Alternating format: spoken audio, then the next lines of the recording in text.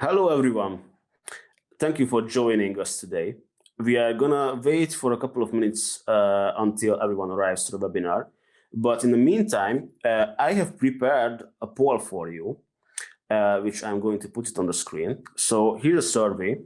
We have two questions for you today. The first one is if you have a professional email address, which means that an email address which has your own domain. And the second question is, if you do, what is your domain provider? We are really curious because this is going to help us better understand your needs. So let's just leave your votes. And if you're done with that, I would also really appreciate if you would just type in the chat where you are joining us from. I am joining from Hungary, and I am joined today by Sebastian, who is our senior deliverability specialist. He is joining straight from Dansk, from the GetResponse headquarters.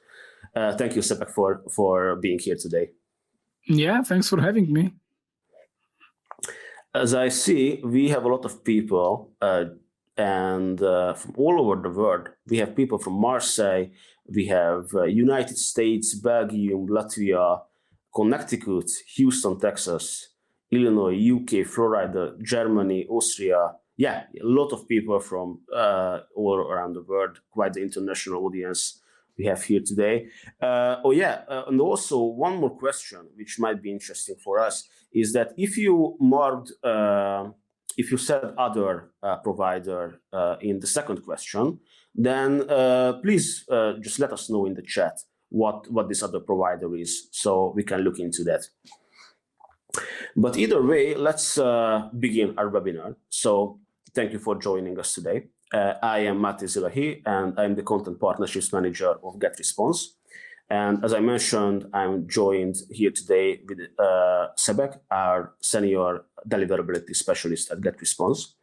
And the reason that we are having this webinar in the first place is that, as many of you probably know, new authentication requirements are going to be enforced by Gmail and Yahoo, which will have an impact of basically every email marketer.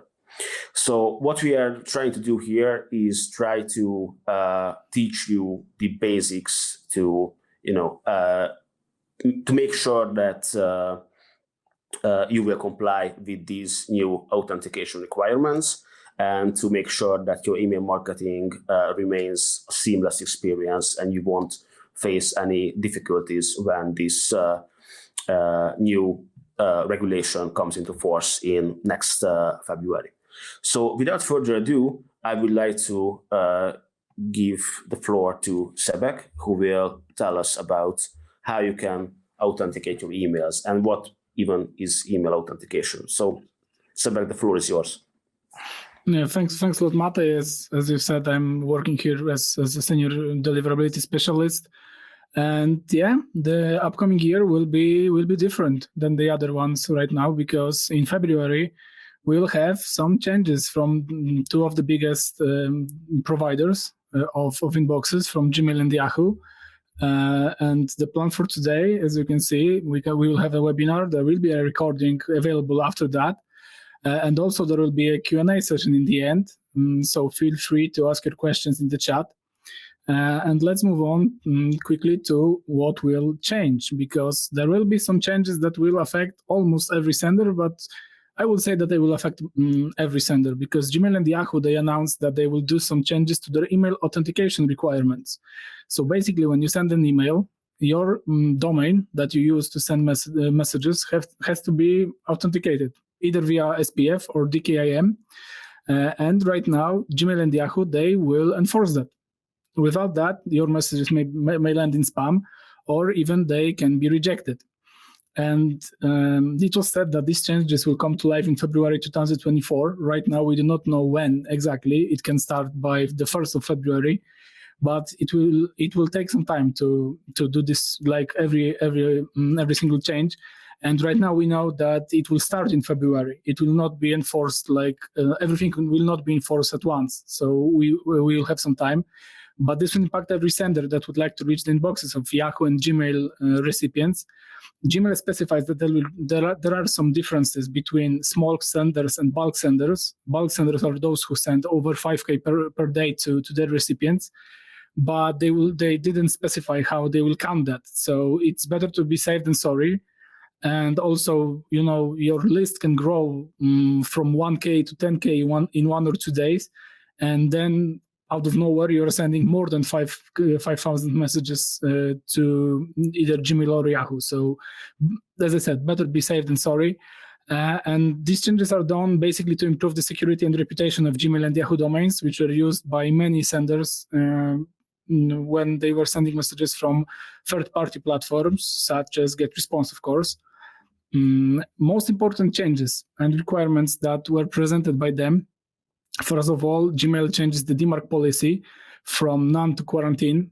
This is a very big change because I will explain that later in more details, but this is like one of the most important changes, I would say, if not the most important one.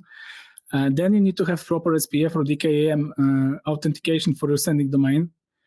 Also, you have to make sure that your sending domains or your IPs have valid forward and reverse DNS records. You have to keep your spam rate at a low percentage. It is reported in the Google Postmaster tools, and it has to be below 0.3%. Also, you have to set up a DMARC policy for your domain. Up until now, it was only recommended, or senders could use that to protect their domains from spoofing. And right now, it will be required to reach inboxes. It can be set to none. This will basically change nothing for your sendings if you do not set a strict policy, but it will be required. And also your from address has to be authenticated via either SPF or DKIM. And you have to enable one-click unsubscribe and include a clearly visible unsubscribe link in the message body to have a good deliverability. So let's talk about every single of those changes and maybe simplify that so you can better understand what's happening. So the Gmail DMARC policy change. They will now use quarantine DMARC policy instead of none. And based on that, if this domain is used in the from field, so for example, you're using GetResponse and you're sending a message and you choose your gmail.com address as a from field, then the message will end in spam because of the DMARC policy. Right now, Yahoo, some years ago, they've changed the DMARC policy to peer reject, which is even more strict because then your messages are not delivered at all. And we are not able to properly authenticate public domains. So you have to change that, or basically you have to use a private domain properly authenticated to send messages, and you cannot use gmail.com anymore. We will have some tools that will help you, but we are still working on that. So, fingers crossed that everything's gonna work good. So yeah, the second change is that you have to have proper SPF or DKIM authentication for your sending domains. If you are using GetResponse, you are sending messages from our sending domains, and they are properly authenticated with both SPF and DKIM, so you don't have to worry about it. There is a difference between your domain used in the from field and those which are used as sending domains. So that's why we are talking about our domains, GetResponse ones.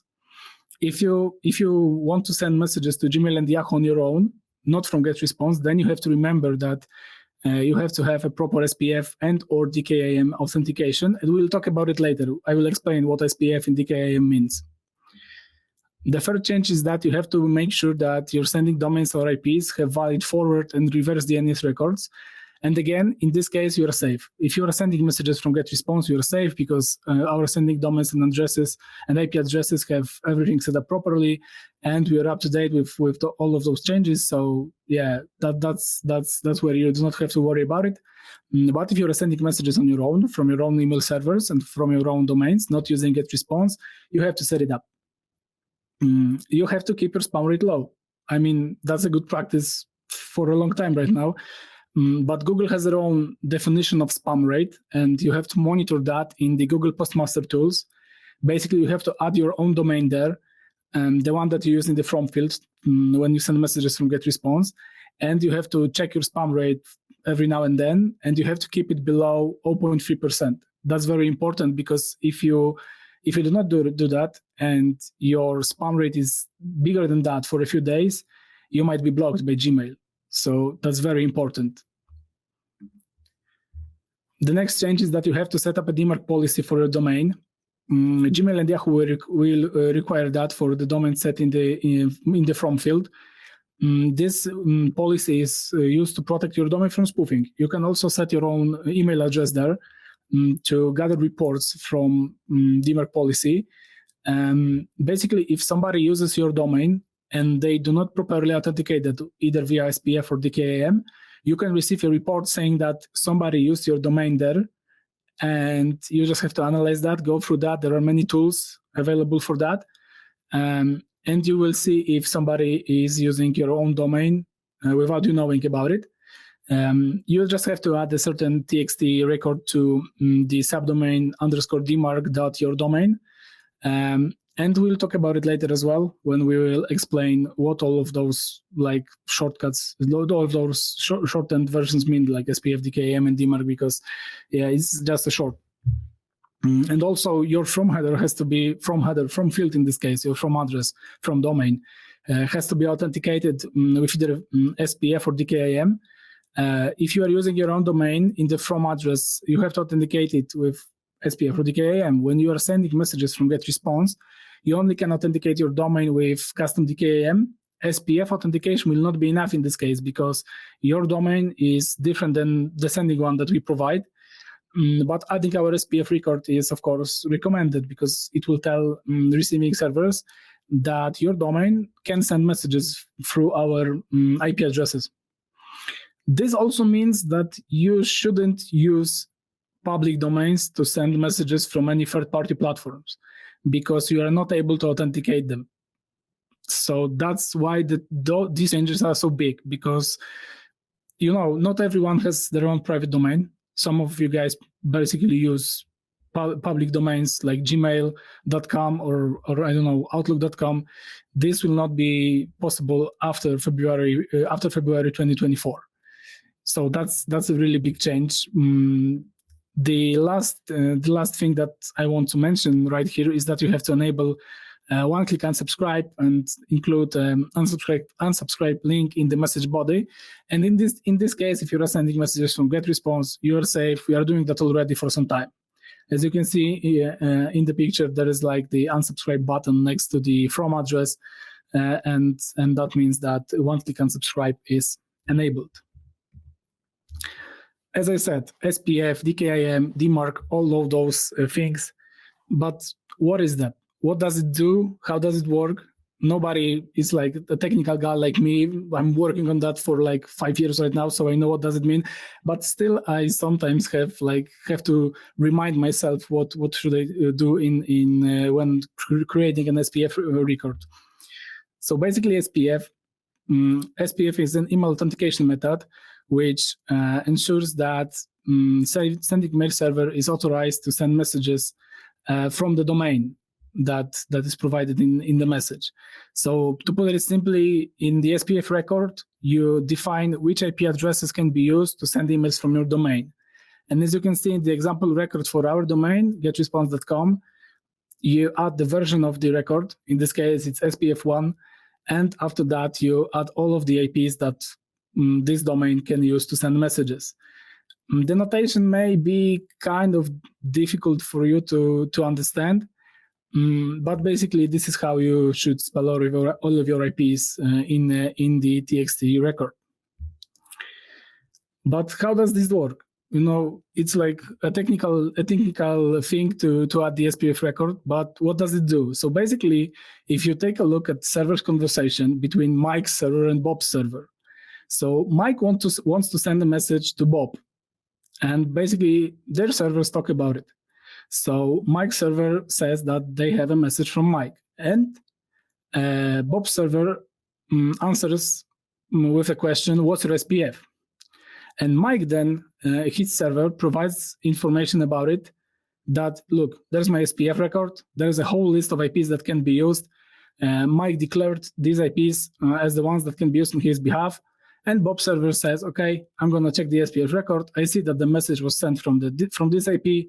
This IP is visible in the SPF record. Everything looks okay. I'm going to pass the message to Bob. That's how this should work, basically. And I hope that this will simplify and this will help you understand understand how SPF works. Another thing is DKIM. It's a domain keys identified mail, and it's a standard that was created for the same reason as SPF, to prevent bad guys from impersonating you when you're sending email messages. Basically, it's another way to sign your emails in a way that will allow the receiving server to check if you are really the sender or not. To make that possible, you have to have two keys, a private one that is stored on your server and a public one that is shown in the message. Below, you can see a public key for one of our sending domains, GetResponseMail.com. There's always a selector. In our case, it's K1024F dot, and there's underscore domain key, and there's the domain. So you have to create a TXT record on a certain subdomain with a certain key. If you use a GetResponse for some time right now, and you have your own domain, you may see that when you go to your email addresses, you can authenticate your domain, and you will see an information where you have to put a certain value, and the value also is provided. So you just have to copy that and paste that in your DNS settings to authenticate that. The record will also propagate for some time. It can take 1 hour, it can take 24 hours, even 48 hours in like some edge cases. But it should be done right now. If you are not doing that, this also improves your reputation. It improves your deliverability right now, and it has to be done by February to properly deliver messages to Gmail and Yahoo. And how does decking work? So let's say you want to send a letter. I know that right now, there is a small amount of people that send letters than send emails, I think. So if you want to send a letter, you have to have an envelope and some paper on which you write the letter. And let's say that your envelope is already signed, and everyone knows who will deliver that. That's what the SPF record does. So basically you say, okay, my letter will be delivered by somebody like that. That's in the SPF record. In this case, it will be the IP address that will deliver the message. But to be sure that your recipients will know that the letter comes from you, you put a special seal on the envelope. That's the public key. Everybody can see the seal, but only you have the unique seal that you can identify. Like you get the letter and you just seal that. That's the private key in this case. So that's how decking works. Everybody can see your public key, but only you can identify that as a private key. And then servers communicate and they know that that this is you, basically. And there is DMARC. DMARC is, I think, the youngest protocol out of those three, and it was created to protect the domain from being spoofed. It is done by adding a proper policy to the domain. I already mentioned that Gmail was using policy none. Right now, they will change that to quarantine. Yahoo had policy none. They right now use policy reject. There are three policies, as you can see: none, quarantine, and reject. And like none does nothing. Quarantine puts your messages in the spam folder if the message is not properly authenticated, and rejects the message. But I will explain that with like more simplified example later. So basically, DMARC checks the SPF and or DKIM records. If both of them fail, both of those checks fail, then the message is treated differently based on the policy. If the policy is none, nothing happens to the message. If a policy is quarantined, then the message is quarantined or placed in the spam folder, and message can be rejected if the policy is reject.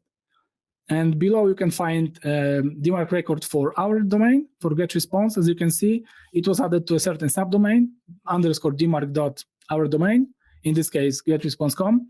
And there is also an information about the version, DMARC1. There is a policy, p-reject.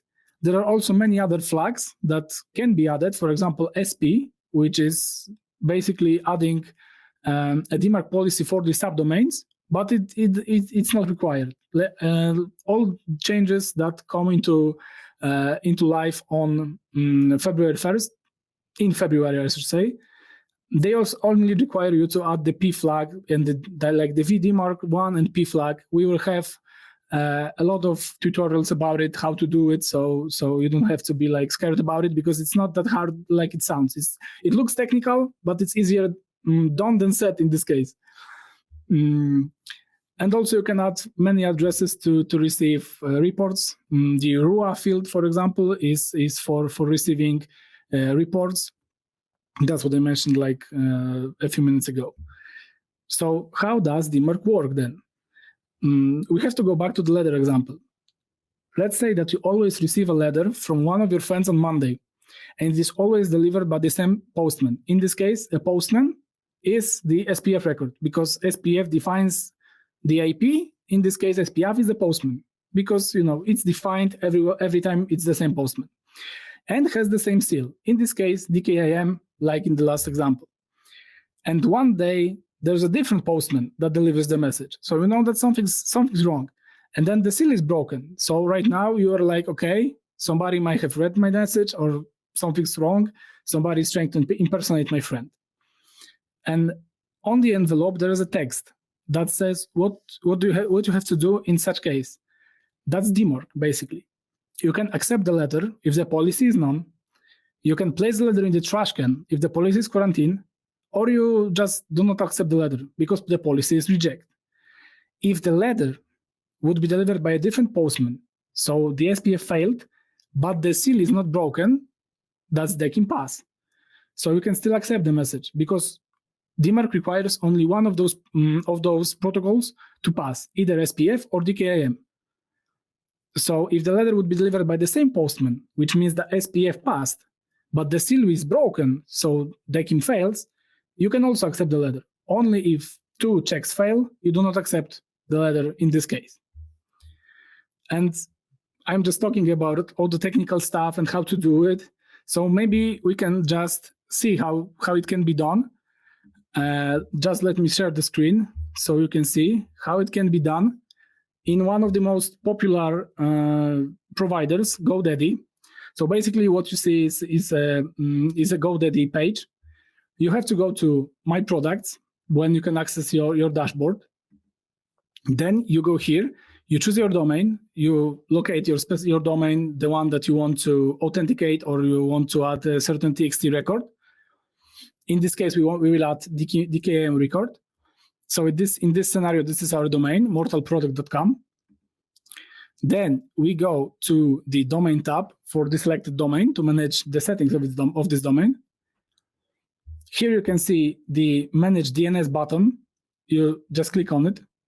And right now, here you see all the settings for this domain, all of those DNS records. And you can add a new one. In this case, you are always adding TXT records for SPF, for DKIM, for DMARC. All those three records are TXT ones. So you're always adding TXT record. Then in the name field, you add this, you add the subdomain on which the record has to be created. As I said in the DKIM example, there is a selector. It may be different, of course. It should be different, of course. And the underscore domain key part is always the same. And as you can see here, you can do it by accessing your email addresses. If you click authenticate, you want to authenticate your domain, you will be given the subdomain, you will be given the value that you have to add. And as you can see here, you also add the value. It's like, it should look like K equals RSA, and then some gibberish stuff like 1024 different characters, that's always created like that, because it has to be hashed. It has to be, look like a cipher, basically, because nobody should be able to create that on their own, or retrieve that and retrieve your private key, because this is a public key that you will be adding here. And then you just save, you add the new record, and you should give it like between 24 to 48 hours. So all of your new settings will update, will propagate properly. Every server will see that. and you're good to go. You've just added your DKIM record, and your domain should be authenticated within the next 24 to 48 hours. So as I said, it's in this case, it should be easier done than said, because it's like many different words like subdomain, TXT record and stuff. But all of that is really simple. There are a few steps that you have to follow, and we'll have tutorials for that. Maybe we already do, but we'll have some tutorials for that, so you can follow. That's why we asked you about your domain provider, so we will know how to prepare next tutorials for maybe different providers. And I think that it's everything that we should be saying about it. Mate, do you think that we should go to a Q&A session, or maybe you want to add something? Yes, absolutely. We can move to a Q&A session. If you haven't done so, please feel free to ask away in the chat. If anything is not clear, this is the moment to ask your questions, and we are here to answer all of them. But until you do, I would like to share the results of our poll with everyone here. So, because I'm curious about our final results. So as you can see, most people who voted have their own professional email address, which is a great start.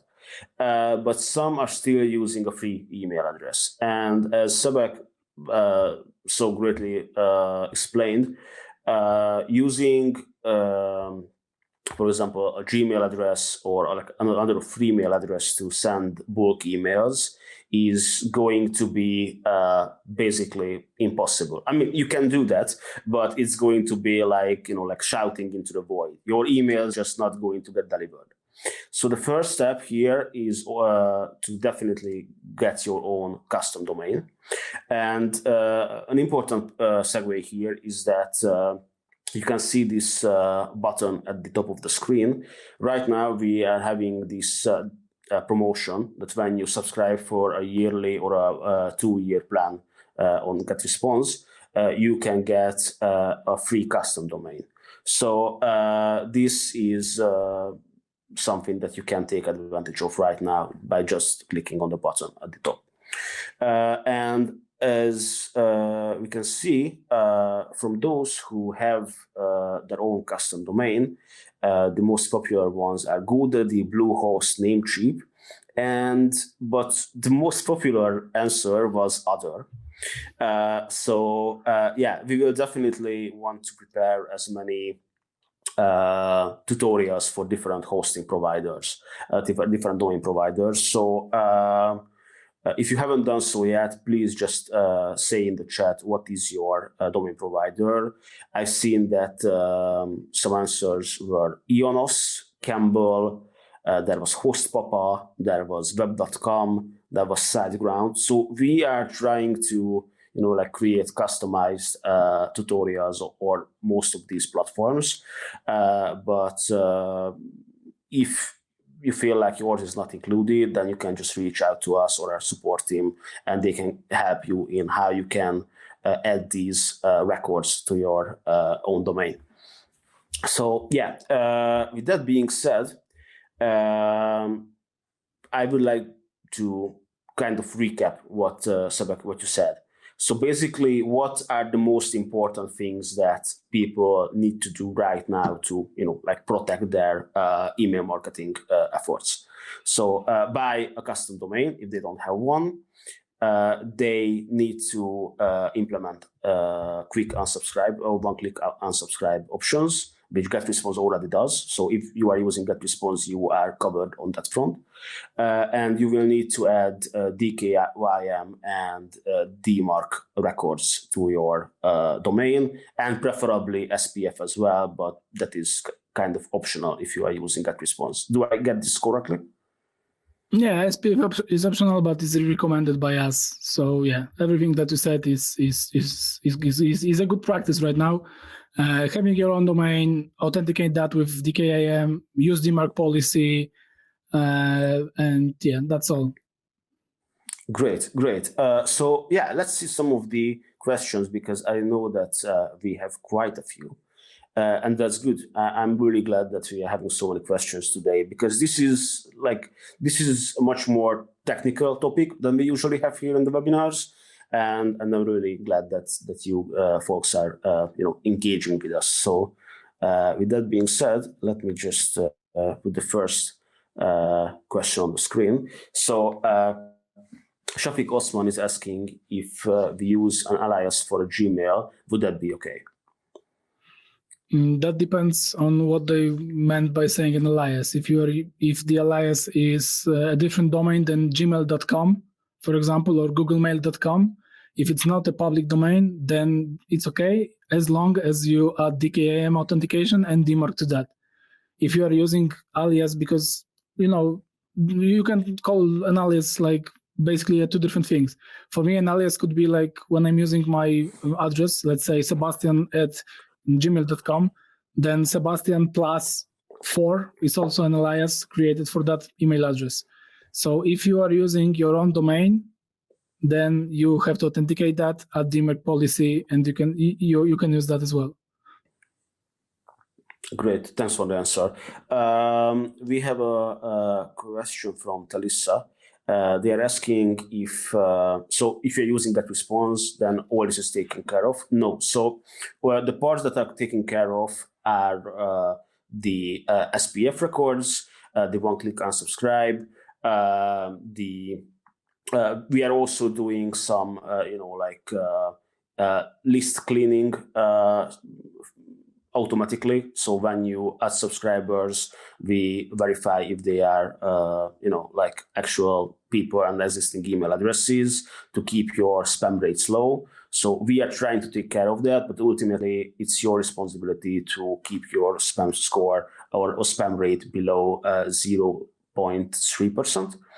And also the records, the DKYM and the DMARC records are the ones that you will need to add yourself to your domain provider. And that's why we asked what is your domain provider, because the process is different if you add these records to GoDaddy. The process is slightly different if you add these records to Namecheap or whatever else you are using. But basically, the DKYM record is available for you in your GetResponse account. So if you're using GetResponse, you can under emails and domains or something like that, it's called. If you click on that, you will see the exact record that you will need to add to your domain provider. But this is something that you have to take care of. We are here to help, but since only you have access to your domain settings out of security reasons, then you are the one that needs to take care of this. So yeah, I hope this helps. Yeah, but also if you buy a domain from us and you create an email alias, then all of these records are added automatically. Yeah. Sorry, I forgot to mention this. Yeah. So if you're buying your domain through GetResponse, then all of this has been taken care of for you. So we have a question from Kim. My hosting is SiteGround. I bought my domain from Network Solutions. Which company should I contact to check if my domain email address is properly authenticated?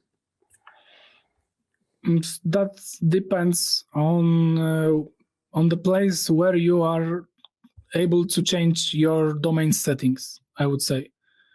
You should go, if you have a panel or a dashboard where you can change some settings for your domain, that's where you should go to add all of those records that we've mentioned. It's like it's a difficult question to answer, because, as I said, there are many providers and they are treating everything differently. So this question should be asked, not we should be asked about it, but our customers should ask their provider about it, where they can add certain TXT records for their domain, so they know where to go. Thank you for your answer. Yeah. I have a really important one that I think many people could benefit from answering this question. Chris is asking if there is a way for us to verify that you have entered these records correctly. From what I know right now, when you go to email addresses and domains tab in your account, and you have clicked Authenticate and you've added your DKIM key properly, then we can show you if the domain is properly authenticated with DKIM. There is like a box that shows that. I know that we will do the same thing for DMARC. If it's not done right now, then it will be done soon. There is a way to verify that as well by using an external tools. For example, there is a tool called MX Toolbox where you can just type your domain, your subdomain, and see if a DMARC policy is visible there. So you can use that as well. But right now we are working on improving that and showing everything in our app, basically. There is one thing that I wanted to add here. What I personally like, MX Toolbox is great, but what I like to do whenever I'm like setting up email campaigns or like a new sender email is called email. It's just called Mail Tester. Yeah, I'm just gonna link it here in the chat. So basically, the way it works is you just send it an email, and it will analyze its headers, and it will let you know if there is anything wrong with your DNS settings. So this is what I found to be the most user-friendly and convenient. But also, there are some other tools as well. And as Sebek said, we are working on integrating these verification tools into GetResponse, so you don't have to use these third-party tools. Let's see what else we have here. We have a lot of questions. We might not have enough time to answer all of them, so I'm trying to search for the ones that like the most beneficial for everyone here. That's a good one. Ramon is asking, if you use two different email marketing providers, is there a way to authenticate both of them separately without conflicting the two records? That's a really good question, and yes, there is a way to do it. That's basically the role that selector gets, and that's what I said, that when you're adding DKIM records, there is the selector field that may be different for you. That's where different providers can use their own selectors. So basically, if you are using two platforms to send messages, as long as you have two different selectors, two different subdomains, basically, to add your DKIM records, then you can add them separately, and they will not conflict with each other. The DMARC policy is visible for everyone, and it remains the same for every provider. But as long as you want to deliver your messages to Gmail and Yahoo after they will make the changes, you have to change your DMARC policy no matter what. So basically, if you want different DKIM authentications, you can do it as long as selectors or subdomains are different.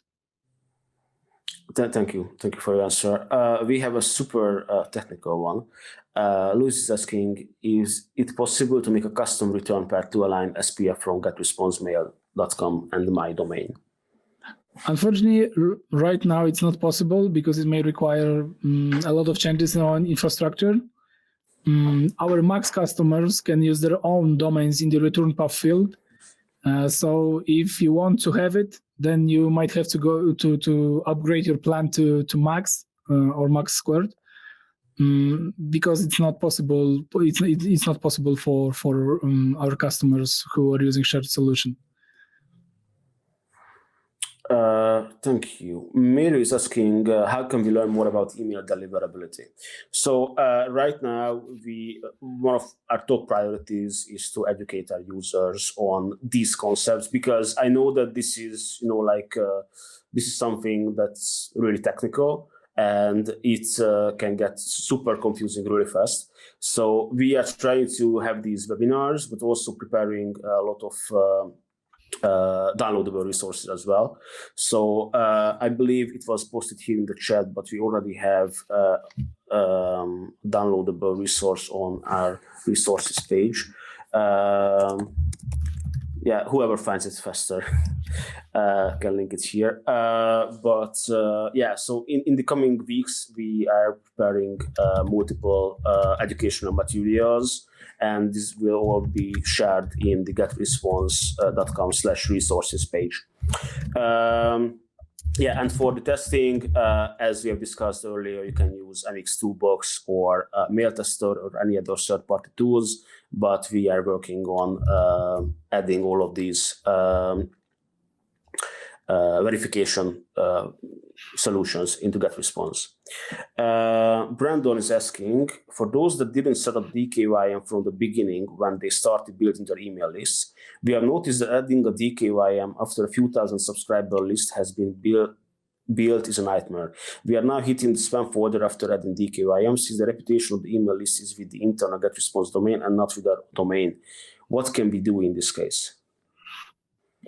So we've seen that some time ago. I mean, I've seen that a few times already.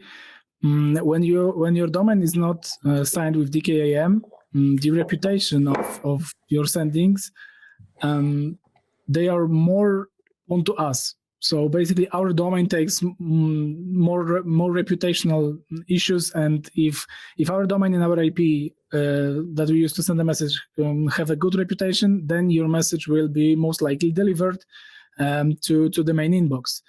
But when you are authenticating your domain with DKIM, your domain's reputation comes into place. So basically, then ISPs look into the reputation of your own domain, and it's possible that sometimes your domain's reputation is not that good, and based on that, messages may land in spam or be rejected. But as we've said, adding DKIM will be required to deliver messages to Gmail and Yahoo. If you do not do it, then your messages may be rejected. So if you are hitting spam, then at least you are delivering messages to your recipients. I know that it sounds bad, but that's how it works sometimes. So if you have some issues with your deliverability within GetResponse, feel free to contact our supervisors, not our customer success advisors, via chat, and they will pass tickets to us, and we can check what happened. We can go into your account. We can find the best solution for you for free, basically.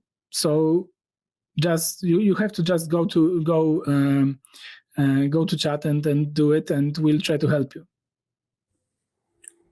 Thank you. I'm just looking at some of the questions. Bill is asking, what happens to our personal emails when sent by our personal email address name at gmail.com? Can we still use our personal email address for personal things? Absolutely. Yeah. These new rules or new protocols that are going to be enforced are for bulk senders, which basically means I'm still not sure about this. So a bulk sender for Gmail is someone who sends more than like 500 emails a day or something. 5,000. And for Yahoo, it's still unclear what they consider to be a bulk sender. But either way, this is for people who use email for marketing purposes. So yeah, absolutely, you can still use Gmail for talking with your friends, or even like adding multiple people to like an email, CCing like 3, 4, 5 people wouldn't be an issue. And this is not something that affects personal use. This is only for marketing purposes. And also when you're using your own inbox to send messages, for example, you're logging into your Gmail account and you send messages, then Gmail authenticates your message. So basically, the whole DMARC policy stuff, it's like out of the window, because you don't have to worry about it, because Gmail will authenticate your message. So as long as you are using your own email address, when you are sending messages from your own inbox, then everything works fine. And as Matej said, you can add like a few people to the CC field and still send messages to a few people at once. And this shouldn't affect you. Basically. Yeah. We have a question from Liz about my domain from Nexus. Will they take care of all of this for me? They probably won't. So this is something that's like either you or your dev team can do, someone who has access to your domain's DNS records.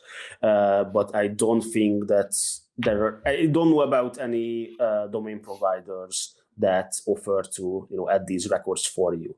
And they won't even know what to add, basically, because like if you are using GetResponse, for example, then you will get this DKYM key generated just for you. So you are the only person who has access to this information. So you are the only one who can set it up, if that makes sense.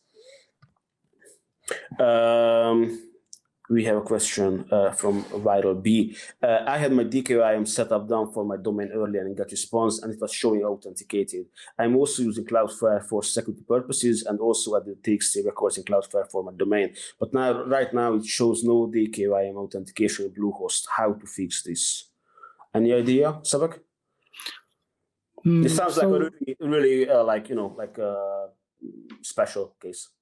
Yeah, it's a personal case, I would say.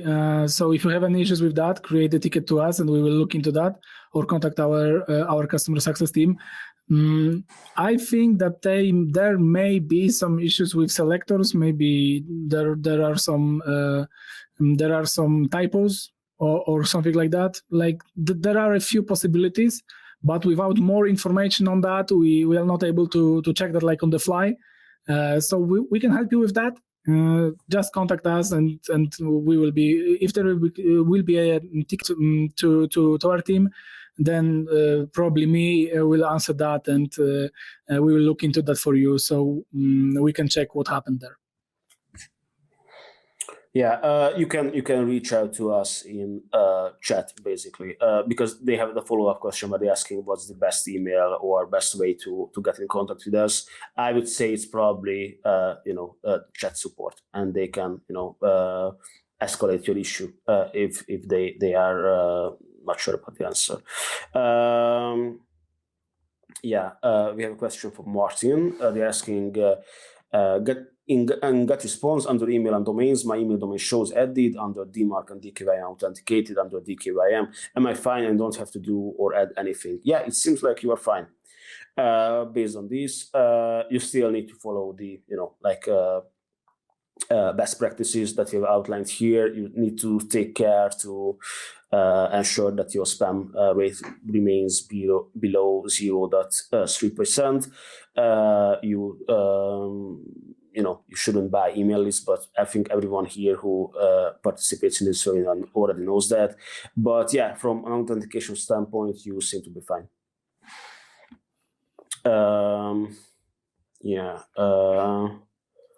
Let me see. Yeah, I have one more which is interesting.